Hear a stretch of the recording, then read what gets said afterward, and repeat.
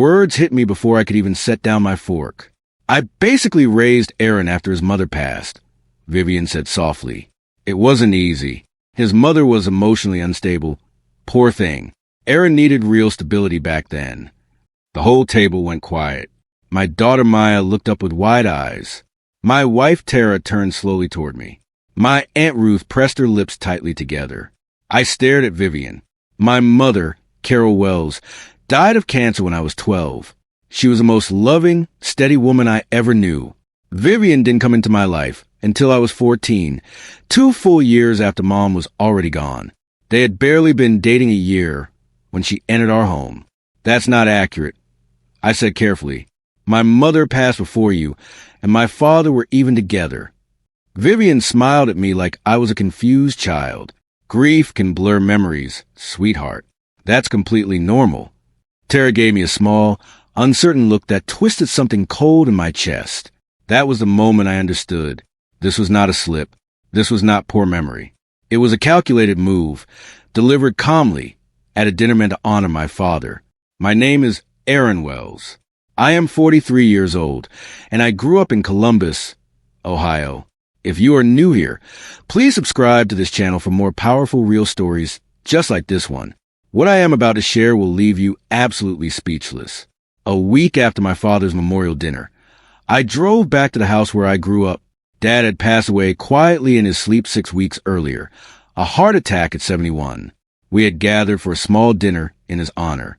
That was the night Vivian made her bold, ugly claim about my mother. Now I was back, moving through rooms that smelled of old books and familiar memories, beginning the slow work of sorting through Dad's belongings. I found the family photo albums exactly where they always lived, stacked on the living room shelf. But when I opened the first one, my stomach dropped. My mother's photos were gone. Not all of them, carefully removed. And in their places were new photos of Vivian, inserted cleanly between my childhood milestones. Her at a birthday I didn't remember her attending. Her at a Christmas that happened 2 years before she and Dad ever met. It looked deliberate, seamless. When I brought it up calmly, Vivian folded her hands. Your father wanted fewer painful reminders. He felt it was healthier for everyone. I called Aunt Ruth that evening. Your father would never have done that, she said, without a single moment's hesitation. Never. So if Dad didn't approve this, who made the decision? Dad's study still smelled like him. Old books, coffee, and cedar wood. I spent a full afternoon going through his desk and file cabinets, searching for important papers. But I was also looking for something very specific. When my mother was sick, during the 8 months she went through chemotherapy, she wrote me letters, long, handwritten letters full of love and advice, and small drawings in the margins. She wanted me to have something to hold on to. After she passed, Dad kept those letters in a small wooden box on the top shelf of the study closet. I had held that box in my hands just last Christmas. 10 months ago, the shelf was empty. I searched every cabinet, every drawer, every corner. Nothing.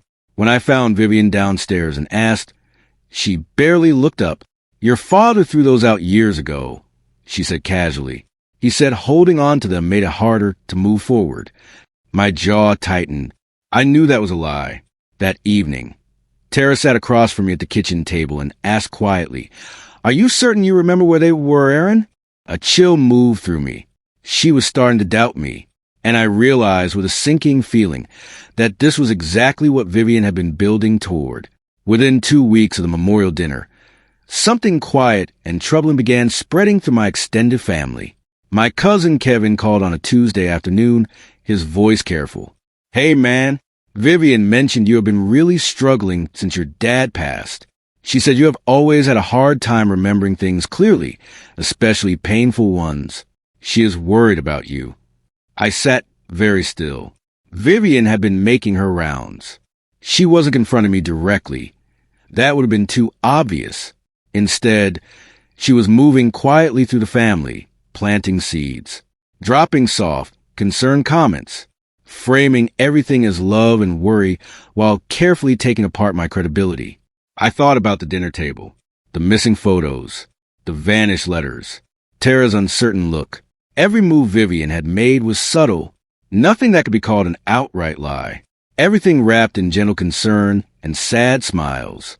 She wasn't attacking me. She was whispering to everyone around me until I appeared to be the unstable one standing alone. I turned it over my mind for a long time that night. This wasn't about pride. It wasn't about grief or jealousy or belonging. There was something bigger underneath all of it. I could feel it the way you feel a storm building before you ever see the first cloud. I just hadn't found it yet. 3 days later, I sat down with my father's estate paperwork. As his only child, I had been named executor years ago. I expected to find the same will I had reviewed with his attorney when it was first drafted, but the document in front of me was different. Dad had updated his will 6 months before he died. I was still listed as executor. That hadn't changed. But a new addition had been quietly written in. Vivian had been appointed the historical archivist of all family records related to the estate. I read that title 3 times. Historical archivist. On the surface, it sounded like nothing, a ceremonial label, the kind sometimes added to make a spouse feel included. But I was a careful thinker, and I knew that controlling family records meant controlling the story. It meant deciding which documents survived, which version of history got passed down to the next generation. If Vivian could shape the official record of my father's life, who he loved, what he valued, she could indirectly influence how the estate's assets were understood and distributed. The missing photos made a colder kind of sense now. The vanished letters, too. This was never about feelings. It was always about power. I almost didn't open it. The old storage trunk had been sitting in the corner of my basement for 25 years, sealed with rusted latch and covered in thick dust. I had moved it from house to house 3 times without ever unlocking it. I always told myself I would get to it someday. That Saturday afternoon, I finally did. Beneath a folded baby blanket and 2 childhood baseball gloves, I found things I had completely forgotten about. Photographs. Dozens of original prints with dates stamped in red ink on the backs. My mother laughing at a 4th of July barbecue. Mom and Dad at their anniversary dinner. Mom holding my hand tightly on my very first day of kindergarten. Letters. Still in their envelopes, sealed in a plastic bag my mother had carefully labeled, "For Aaron, when you're ready." And at the very bottom, wrapped in soft cloth, was a cassette tape. On the label, in her neat handwriting, "Bedtime Stories, Mom's Voice, 1989. My hands were shaking. Vivian had removed what she could find. She had emptied the shelf in Dad's study. She had rearranged the albums. But she had never known this trunk existed. She erased the history she could see. She never found the history that was hidden. I sat with the trunk open in front of me for a long time. Then I made my way upstairs and pulled up my father's updated financial files, the ones his attorney had forwarded after the memorial dinner. And that was when I found it. Buried behind the standard estate documents was a separate fund I had never known about, the Carol Wells Memorial Trust. My mother's name. Dad had created it years ago, a charitable trust funded generously in her memory, supporting literacy programs and cancer research, 2 causes Mom had cared about deeply. My chest softened for a moment, but then I read further. The trust management guidelines were tied directly to the estate's official family records. In plain terms, whoever controlled the documented history of the family had indirect influence over how the trust's mission could be interpreted and potentially redirected. I leaned back slowly. If Vivian could successfully paint my mother as emotionally unstable and largely absent, she could argue the trust had been misattributed. She could push to redirect those funds elsewhere. This was not about grief. This was not about belonging or jealousy. This was careful, patient financial positioning, built one quiet move at a time over many months. I needed more than documents. I needed a witness. Mrs. Halpern had lived next door to our family since before I was born. She was in her mid-80s now, living in a retirement community about 40 minutes from Columbus. I called her on a Tuesday morning, and she remembered me immediately. "Aaron, I heard about your father. I am so sorry, sweetheart." We talked for a while before I brought up what I needed to ask. "Mrs. Halpern, do you remember when my dad first started seeing Vivian? How that all began?" There was a pause. "I do remember that woman coming around before things were finished, if you know what I mean." I thought it was strange at the time. Your mother was still with us. I gripped my pen. Are you saying Vivian came to the house while my mother was still alive? I saw her car in the driveway a few times, she said carefully. Your father and I never spoke about it, but I noticed. I wrote down every word she said. Vivian had told everyone she and my father began their relationship only after a proper grieving period, well after my mother was gone. The timeline she had been selling our family did not match what Mrs. Halpern had seen with her own eyes. Back home that evening, I went through the trunk one more time, slowly, carefully, beneath the photographs and letters, held together with an old rubber band that had dried and cracked, was a bundle of postcards addressed to my father at our Columbus home address. The handwriting was Vivian's. I recognized it immediately. Her sharp capital V's, her looping lowercase y's, unmistakable from birthday cards she had sent over the years.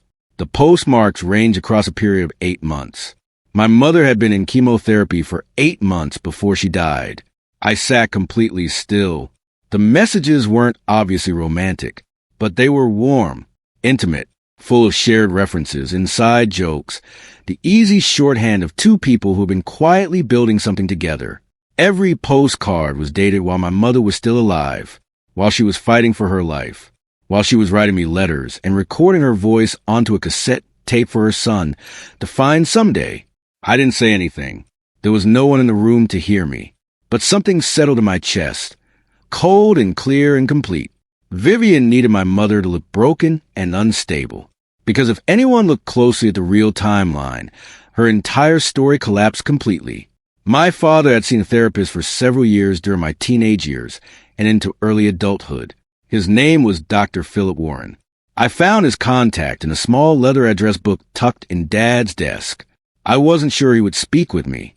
Confidentiality rules existed for good reasons, and my father was gone. But I wrote a careful letter anyway, explaining who I was, what I was trying to understand, and asking if there was anything he was permitted to share. 2 weeks later, Dr. Warren called me. I can't share everything, he said carefully, but your father expressed certain things near the end of our work together that he clearly wished you to understand one day. He told me that in his final years, Dad had struggled with deep guilt, specifically about how things began with Vivian, about choices made during a period of weakness. His own word, while his wife was sick. He told me my father had never once described Carol Wells as emotionally unstable. Quite the opposite. He had described her consistently as the most grounded and devoted person he had ever loved. I closed my eyes. The story Vivian had been quietly spreading for months had not come from my father. It had come entirely from her. That weekend, I spread everything across the dining room table. The photographs from the trunk, each clearly dated. My mother's letters, warm and steady, written week by week through chemotherapy. The postcards from Vivian to my father, stamped with dates that told a story she never wanted told. Dr. Warren's written notes, carefully summarized and signed. And at the center of everything, the cassette tape. I found an old player in the basement and brought it upstairs. Tara sat across from me, her hands folded quietly in her lap. I pressed play. My mother's voice filled the room. She was reading a bedtime story, a brave little fox finding his way home through a dark forest. Her voice was steady and warm and completely present. She laughed softly at one point. She gave each character its own small voice. She sounded exactly like what she was, a loving, lucid, deeply stable mother. When the tape clicked off, the room was silent. Then Tara looked up. Her eyes were wet. I'm sorry, she said quietly.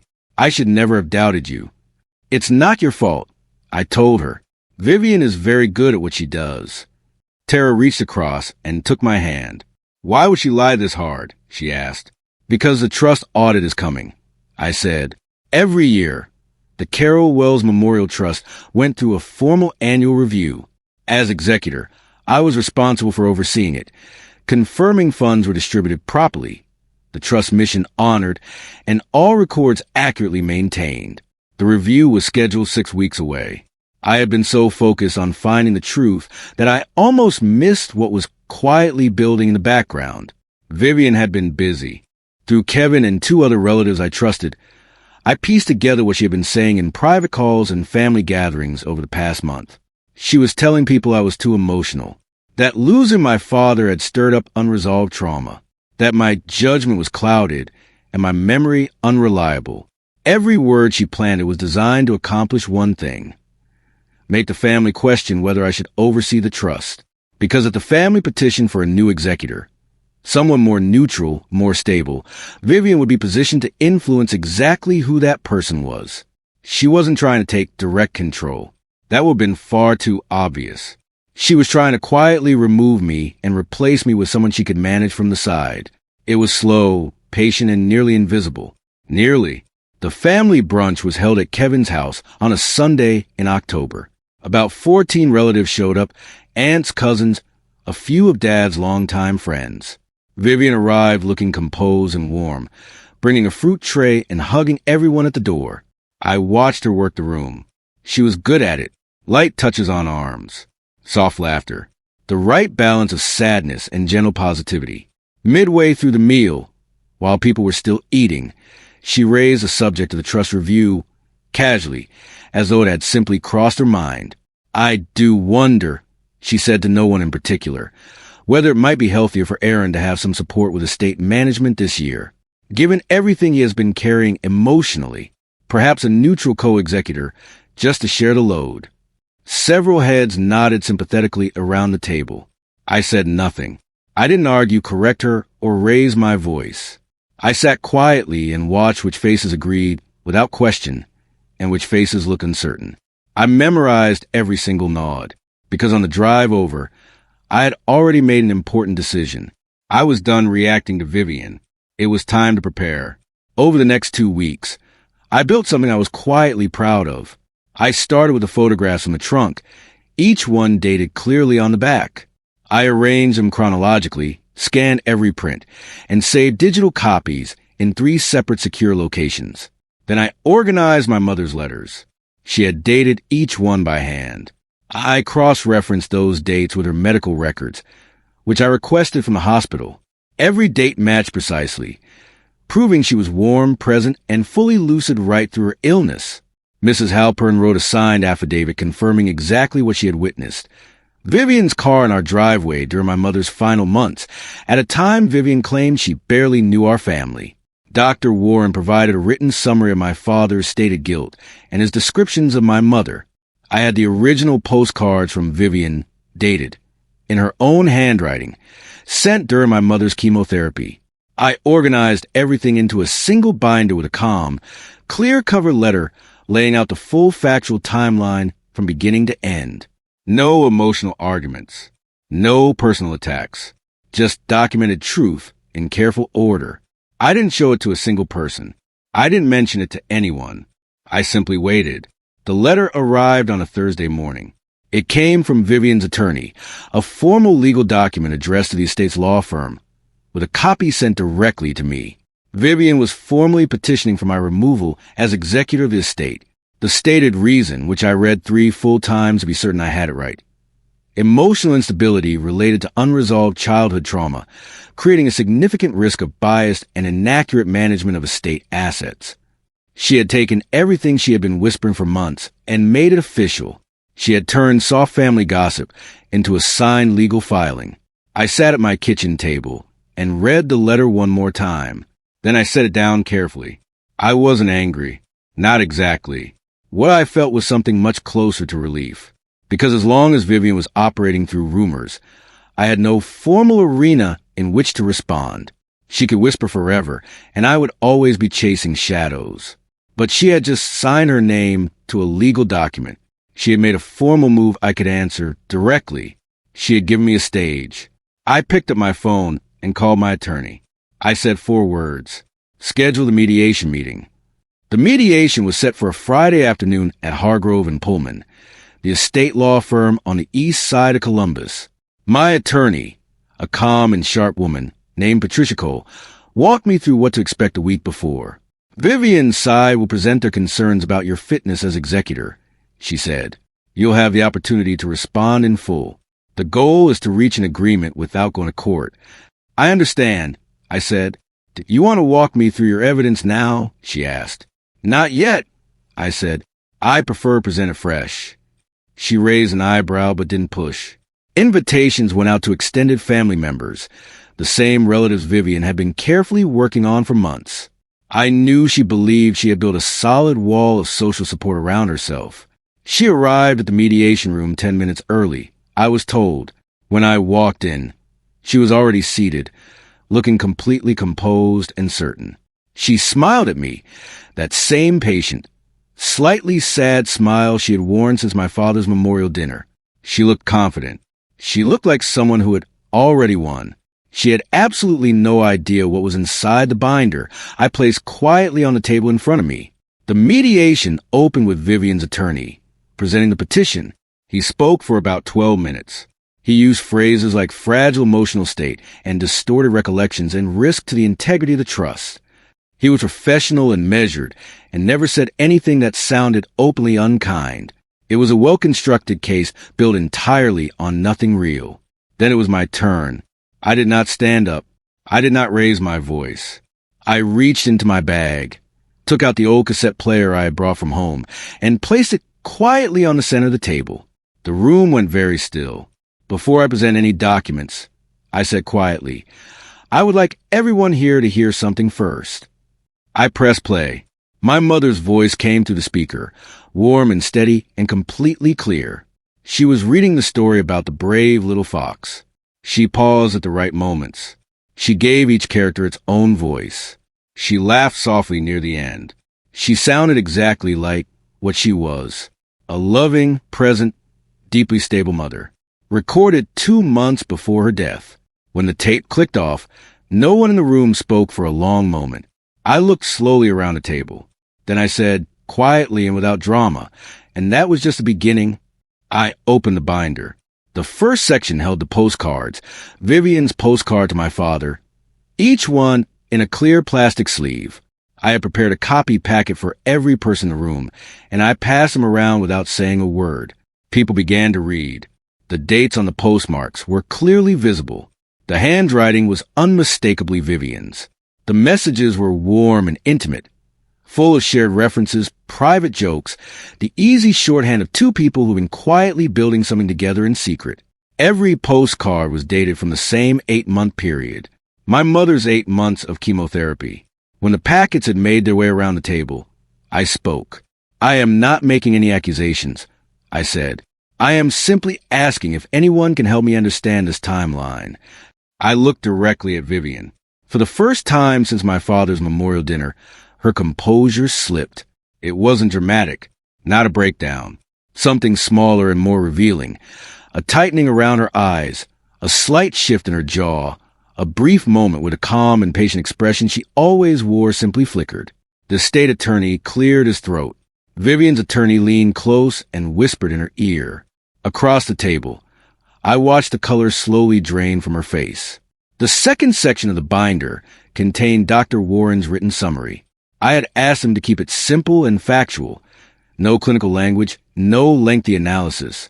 Just a clear, honest account of what my father had expressed in therapy during the final years of his life. I read the key passage aloud. Gerald Wells expressed significant guilt in our later sessions regarding the timing of his relationship with Vivian, which he described as beginning during a period he was not proud of. He never once described his late wife, Carol Wells, as emotionally unstable. He described her consistently as his most grounded and devoted partner, and expressed deep regret that her memory had not been properly honored after her passing. I set the paper down. The room was completely quiet. Then, from the far end of the table, I heard a voice. Brandon, Vivian's son, who had been sitting in silence since the mediation began. He was staring at his mother with an expression I recognized immediately. It was the same expression Tara had worn when she finally understood what had been happening right in front of her. It was a look of someone seeing something clearly for the very first time. "Mom," he said slowly, "what is all of this?" Vivian did not answer him. She did not look at anyone. The questions came from around the table one after another. Aunt Ruth spoke first. She asked Vivian directly why the family photo albums had been rearranged, why my mother's original photographs had been replaced with pictures of Vivian inserted at milestones she had never attended. Vivian said she had been protecting me, that the old photos were painful for everyone, and she had only wanted to help the family move forward. I let her finish. Then I reached into the binder and laid out the restored originals, print from the trunk with their date stamps clearly visible, beside photographs of the altered album pages. The differences were undeniable. Several photos showed events that predated Vivian's involvement in our lives by years. Her image had been placed where it had no right to be. Vivian's attorney attempted to redirect the conversation, but the family had stopped listening to him. They were looking at the table, at the evidence laid out in front of them. A quiet, undeniable timeline that could not be softened or reframed or smoothed away with a gentle smile. No one raised their voice. No one made a single accusation. We didn't need to. The document spoke. And every person in that room heard every single word. Mr. Hargrove, the state attorney, spoke next. He was a deliberate and careful man, the kind who chose precision over drama and never wasted words. He adjusted his glasses, looked down at the papers in front of him, and then looked up at the room. Based on the evidence presented today, he said clearly, there is no substantiated basis for the claim that Mr. Wells suffers from any emotional instability affecting his judgment or fitness as executor of this estate. He paused to let that settle fully. Furthermore, it should be noted that deliberate misrepresentation of a deceased party's personal history, particularly in relation to official estate records and trust documentation, could itself constitute interference with estate proceedings. That is a serious legal matter with meaningful consequences. The room was absolutely silent. Vivian's attorney placed his pen flat on the table. He did not pick it up again. Brandon was still looking at his mother. She was not looking at him. She was not looking at anyone.